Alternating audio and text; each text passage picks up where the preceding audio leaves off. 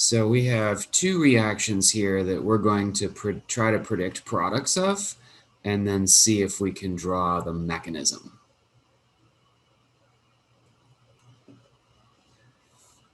In the first example, we have a carbonyl reacting with an organometallic. And so we want to think about the carbon that has our organometallic reagent attached to it, or that is the point of attachment of our metal, as our nucleophile.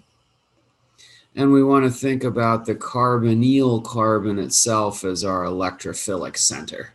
And so we're going to end up connecting both of those carbons. And in the case of the organometallic, we're going to lose the metal part. And we're going to use that lone pair of electrons to create our new carbon-carbon bond. And that's going to bring over the other components that we attached.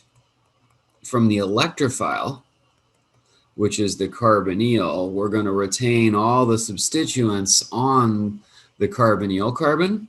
And then to make room for the nucleophile, we are going to break one of the carbon-oxygen bonds to give us an alcohol from that aldehyde.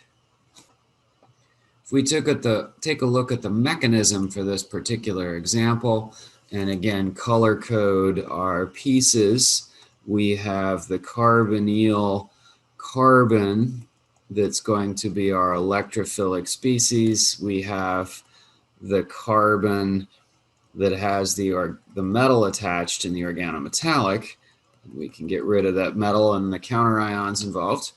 That's going to be our nucleophile.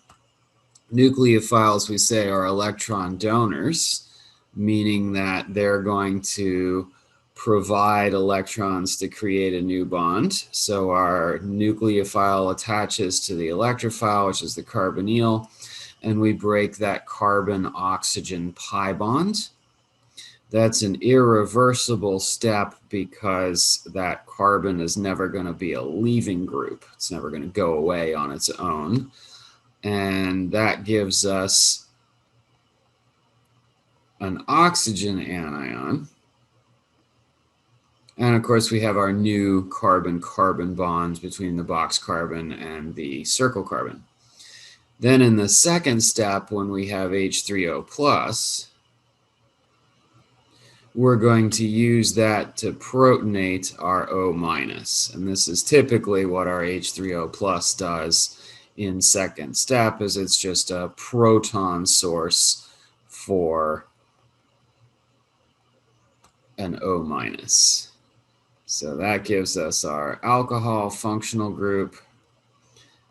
And notice that the new carbon-carbon bond has been created between the organometallics carbon and the carbon that was the carbonyl carbon. So the organometallic carbon here, the box carbon, is connected to what was the carbonyl carbon, and that has the alcohol group attached. So we've extended our carbon chain by 2 carbons, well, depending which your point of reference is, but we combined a 3-carbon chain, which was the organometallic, 4-carbon chain, which was the organometallic, with a 3-carbon chain, 2-carbon chain, which was the electrophile. So we have a 5-carbon chain with the OH group at the point of attachment on the electrophile. So the carbonyl, which was on the receiving end of that electron mechanism arrow that created our new carbon-carbon bond, now has that alcohol functional group. Let's look at our second reaction if we think about the same idea, we're going to have one carbon on our epoxide. Our epoxide is now on our electrophile. We'll have one carbon in our epoxide that is our electrophilic site. That's the one that the mechanism arrow connects to. And then we'll have the carbon that has the metal attached in our Grignard reagent. And if we want, we can get rid of those metals and just make it a carbon anion. That's going to be the point of attachment on our nucleophile. So we're going to have that box carbon, and its electrons are going to make the new carbon-carbon bond, which is going to be to the carbon that the circle carbon here. And it could be the triangle carbon. In this case, they're equivalent, so there's no reason we'd pick one over the other. That carbon, of course, also has a pair of hydrogens. In ethylene oxide or the simple epoxide, both carbons have two H's, so we can go ahead and draw those in.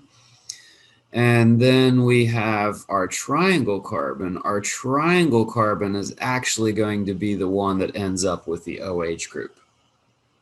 So notice, in contrast to our previous example, where we were, in both examples, we're starting with a 4-carbon chain. We're making a new carbon-carbon connection to a 2-carbon chain. But in the first example, the point of attachment ended up with the OH group.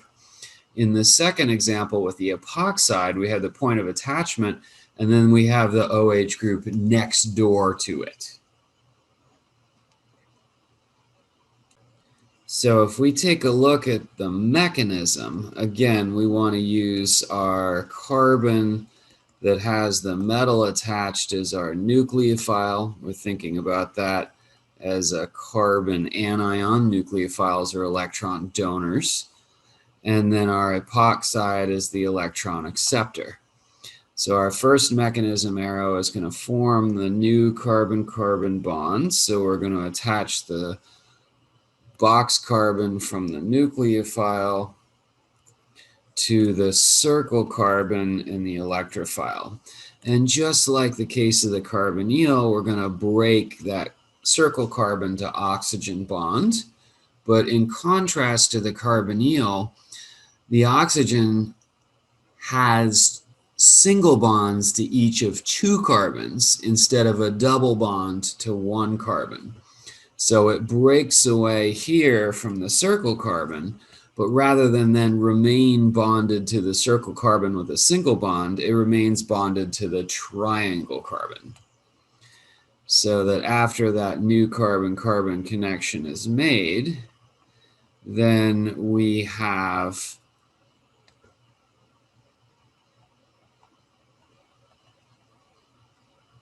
that oxygen remaining on the triangle carbon, which is not the point of attachment, but right next door to it. So again, when our nucleophilic addition, or our nucleophile adds to that carbon, the circle carbon in the epoxide ring, we break the carbon, circle carbon to oxygen bond, and so they're not connected anymore. But the oxygen is still connected to the triangle carbon.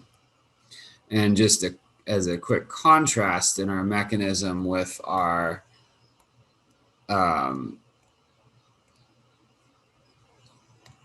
aldehyde, when we made that initial connection between the nucleophile and the electrophilic carbon, right? The electrophilic carbon was double bonded to the oxygen. So we only broke away one of those bonds, the pi bond. And so then when we had the nucleophile attached to the electrophilic carbonyl carbon, it still had the oxygen attached by a single bond. In contrast with the epoxide, we have the point of attachment is a carbon with, is from the organometallic. So the point of attachment between the organometallic And the electrophile is one of the carbons from the epoxide, but it's actually the other carbon that retains the connection to the oxygen, because you've got the oxygen holding on to two carbons and it breaks away from just one of them, so it's still attached to the other one. So to finish off that mechanism, we're bringing in the hydronium ion as a proton source that protonates our oxygen anion, and we end up with our product, which is two carbons longer than the chain originally was, or we've combined a 4-carbon and a 2-carbon fragment. But the point of connection, again, is not the carbon that had, or rather that the carbon that ends up with the functional group, that is the one with the alcohol, is not the point of connection, but is adjacent to it. Another way to look at this is when you're doing a reaction with epoxide, you're adding a CH2, CH2OH group.